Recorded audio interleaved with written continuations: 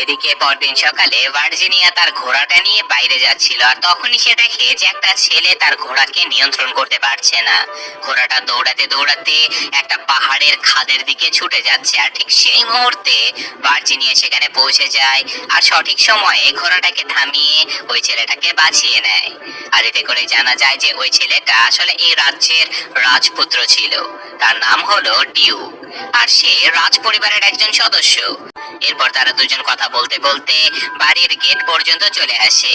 Duke, যে কিনা ছোট থেকে এই এলাকাতে বসবাস করত, কিন্তু সে বাড়ির ভেতরে একদমই ঢুকতে চাচ্ছিল না, কারণ সে জানতো যে এই বাড়িতে একটা ভূত বসবাস করে। তখন ভার্জিনিয়া হাসতে হাসতে বলে যে তুমি তাহলে ভূতে ভয় পাও। ডিউক একটু লজ্জা পেয়ে বলে যে আরে না না, এমন কিছু না। তারপর দুজনেই বাড়ির ভেতরে ঢুকে পড়ে, আর বাড়ির ভেতরে ছিল একটা বিশাল বাগান। তারা দুজনেই যাচ্ছিল বাগানটা ঘুরে দেখার জন্য। ভার্জিনিয়া ভেবেছিল যে সে কিভাবে উপরে উঠবে, তাই সে সরাসরি ডিউকের গায়ে পা রেখে উপরে উঠে পড়ে।